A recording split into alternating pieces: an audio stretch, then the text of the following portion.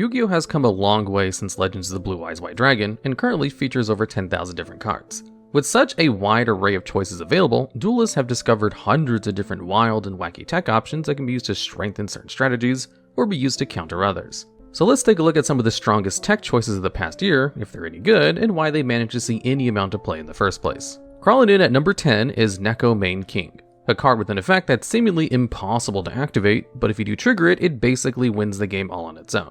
You see, when Neko Main King activates, it becomes the end phase, no matter what phase of the turn your opponent was in previously, acting as a turn skip that can stop your opponent from playing and force them to pass the turn to you. The issue with Neko Main King, however, is that in order for it to actually use its effect, it must be sent to the graveyard by an opponent's card effect during their turn. And for a long while, this was the nail in the coffin for Neko Main King. Its effect was just too difficult to actually activate. And while there are a few gimmicky strategies that were centered around using cards like Yugioh and Vader to force your opponent to trigger it, Neko Main King never really saw any widespread use, until the release of the Ishizu cards. You see, the latest Ishizu cards can be split into two different categories. There's the modern Keldo and Mudora, which are known as the Shufflers, because they banish themselves from the graveyard in order to target up to 3 cards in either player's graveyard and shuffle them into their deck at quick effect speed. And then there's Agito and Kelbeck, the Millers, which both have graveyard effects that trigger when they're sent from the hand or deck to the graveyard, which causes both players to mill the top 5 cards of the deck. Every one of these Ishizu monsters has seen play in tier limits, and is a big reason for their tier 0 success. It's real easy to mill the Ishizu cards with the effects of the tier limit monsters, and when you do, you either get free graveyard interaction with Keldo or Mudora, or you get to mill 5 with Kelbeck or Agito, allowing for tier limits to access more of the graveyard effects so they can continue fusing and extending even further. But one of the main downsides of Agito and Kelbeck is that while they both give you a ton of free mills that you can take advantage of, your opponent also has to mill 5 cards as well. This is where Neko Main King shines, because while there are a number of different graveyard effects that tier limits can accidentally trigger for you, like Nimble Angler if you're on Sprite, or even your own tier limit monsters, there are very few as game-winningly strong as Neko Main King. Now, unfortunately, Neko Main King, despite how good it was in theory against tier limits, didn't really stick around in people's deck lists for too long. It just relied too heavily on your opponent using both Kelbeck and Agito for it to be reliably triggered, which was becoming less and less common as tier limit lists began either focusing more on their Shufflers and their Millers, or would make Abyss Dweller before triggering any of their Millers so your opponent can gain any advantage from the graveyard when you both milled. This, unfortunately, meant that Neko Main King became mostly unplayable, since tier was already playing around the opponent having good mills anyway, so it didn't really make much sense to play a bricky card that was unlikely to actually do anything. Currently, Neko Main King isn't seeing too much competitive play, but it hasn't fallen off completely. Even though it isn't really used as an effective punishment for tier limits anymore, it is still played as a centerpiece in certain Dark World strategies, as the effect of the new Grapha Fusion changes an effect an opponent activates to cause you to discard a card. And if you choose to discard Neko Main King, it's an easy way to skip your opponent's turn, since it technically still counts as your opponent's card effect. But as it stands right now, it's definitely not as strong as other tech choices that can be used to counter tier limits. And pouring in at number 9 is Magical Spring, a quick play spell card that has the potential to draw you a ton of cards. But it only draws cards equal to the number of face-up spell and trap cards your opponent controls, and then discards cards equal to the number of face-up spell and trap cards you control. So if you're facing a board of 3 face-up floodgates, you actually get to draw 3 cards, and then discard 1 since you control a face-up Magical Spring. This can be a pretty strong effect on par the likes of Graceful Charity, but it actually comes with a major downside since it prevents your opponent's spell and trap cards from being destroyed or having their effects negated until the end of your opponent's next turn.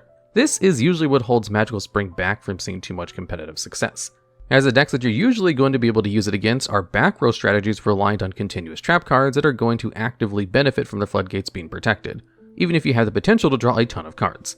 However, in 2022, the stars aligned for Magical Spring, where you could use it against the best decks of the format without worry about the downside, and against other strategies, this downside was actually a benefit instead. You see, up until the May ban lists, after the release of the Adventure token cards, Prank Kids Adventure was undoubtedly one of the best decks you could play, and it ended off on multiple face-up spell and trap cards that you didn't have to out in order to actually play, allowing you to draw a ton of cards to find your important board breakers or engine pieces.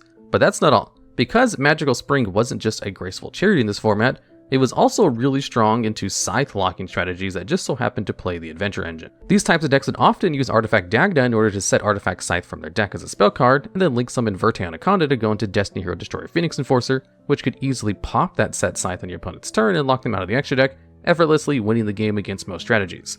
But if you chain Magical Spring to the Adventure of Destroyer Phoenix Enforcer on your turn, your opponent's spell and trap cards, including that set Scythe, won't be able to be destroyed by either player's card effects. This lets you draw a ton of free cards, all while stopping you from being floodgated out of the game. Unfortunately, Magical Spring doesn't see too much play right now. The time where it saw play was the perfect storm of everything going right for the card. But if Scythe decks do begin to see play again, alongside the Adventure Engine, it could potentially be in people's decks once more. And patrolling the streets at number 8 is Beat Cop from the Underworld, the third monster in the Underworld series of monsters. Beat Cop is actually a generic link monster, but can use any 2 monsters as material. However, it doesn't have an effect unless it's summoned with 2 dark monsters with different names. But if you do summon it with 2 dark monsters, it gains an effect which allows you to tribute a monster and target a face-up card in the field to place a patrol counter on it.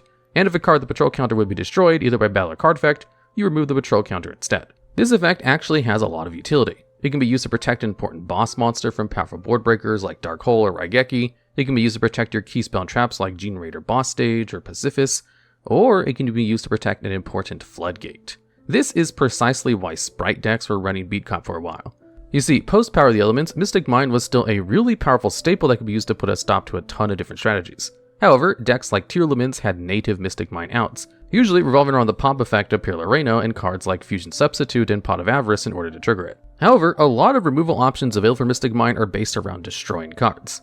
This is why Sprite found so much value in Beat Cop from the Underworld. They would Mystic Mine your opponent, summon out 2 Dark Sprite monsters, and then go into Beat Cop from the Underworld so they could put a patrol counter in Mystic Mine.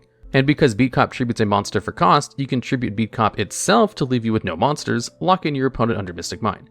And since the protection of patrol counters is tied to the counters and not Beat Cop, the protection still applies. This meant that going second, landing a Mystic Mine with the patrol counter on it could just be game winning, since Tearlaments usually only played Mystic Mines outs as one-ofs. Beat Cop is a very interesting card, though with Mystic Mine banned, its best synergy is no longer available. However, its protection effect is still very strong and can come up again someday, especially for how generic it is. And hopping into number 7 is D3S Frog, a GX era fusion that technically supports the Frog archetype, but has never actually seen play, until now, for how difficult it is to summon. Basically, to actually summon D3S Frog, you need to fuse not just 1, not 2, but 3 copies of Des Frog to bring it out. And if you do, you get a bad beat stick with a mediocre effect, as D3S Frog's only real effect is that it gains 500 attack for every Treeborn Frog in your graveyard. D3S Frog is not a card you ever want to summon, even in Frogs, because its materials is incredibly specific and requires a ton of resources to go into, especially when a card like Guardian Chimera has a way better effect that allows you to clear the field and draw cards, while also just having a higher attack stat. However, even though 3DS Frog is one of the worst fusion monsters, it managed to see play in the extra decks of the currently Tier 0 Tearlaments. Prior to the release of Darkwing Blast, Tearlaments was an incredibly strong Tier 1 contender, but had yet to reach the heights of its power because it was missing a ton of tools that would get it later sets. So a lot of different unique cards and engines managed to see play in Tearlaments, with one of the best available being branded in High Spirits. With the effect of High Spirits, you can reveal a level 8 Aqua Fusion monster with 2500 attack or defense in your extra deck, send an Aqua Tearlament monster from your hand to the graveyard, and then add Albion the Shrouded Dragon. This netted you a free draw Albion and allowed you to trigger the graveyard effects of your tier monsters.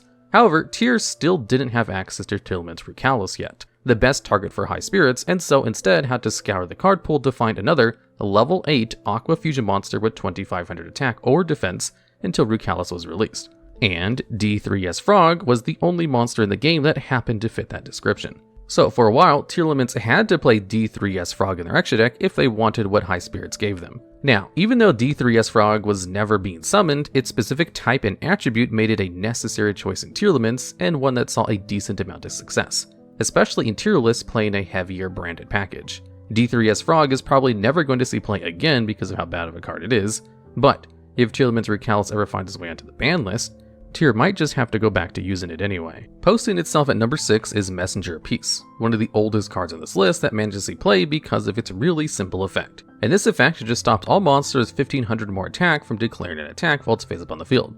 But during each of your standby phases, you either have to pay 100 life points or destroy the card.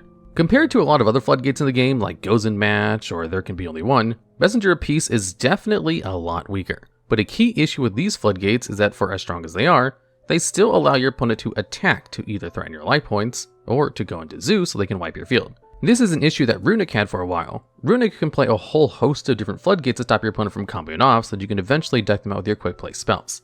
This gave the deck a ton of synergy with Mystic Mine, since you could stop your opponent from using monster effects or attacking and just gradually banish cards over the course of several turns. But once Mystic Mine was banned, Runic was faced with the ever-present threat of the battle phase. While clearing your opponent's board with lava golems and flashing fire can be game-winning, your opponent is eventually going to find a way to deal damage to your life points, or a way to get to Zeus, leaving you a sitting duck. This is what Messenger of Peace prevents, because while it's phased on the field, most monsters aren't going to be able to attack, leaving you safe from almost any threat. The best part is that Messenger of Peace has particularly strong synergy with Munin, one of the Runic monsters you can summon from the extra deck with your quick play spells, because Munin has 2000 defense, which makes it fairly difficult to outbuy battle, especially so a Messenger of Peace is on the field, stopping any high attack monsters from beating over Munin. And because Munin gains 1000 life points during each of your end phases, you'd never have to worry about paying the cost of Messenger of Peace, letting you stall with the card really easily until your opponent eventually decks out. Messenger of Peace is definitely an interesting choice, and shows how powerful floodgates, even weak ones, can be. Runic does benefit from a ton of other floodgates, but Messenger of Peace is definitely one of the strangest parts of the decks that just so happens to work really, really well. Alright, and this video is just a tad too long for one video, so we'll be splitting it into 2 parts. We are gonna crash. Quick, do you know how to repair the ship? Yeah, let me put on this Pokemon TCG video by TheDuelLogs. On a Pokemon, so damage— This has nothing to do with repairs. I know, but in this video we learn about which cards increase the damage of Pokemon from throughout the history of the competitive Pokemon TCG. I had no idea how crucial these effects were to overcoming thresholds to get one-hit knockouts. We are going to crash. We don't have time for this. Wow, Stormfront Gyarados could get up to 120 damage with its energy-less attack thanks to Expert Belt? No wonder that card was so powerful.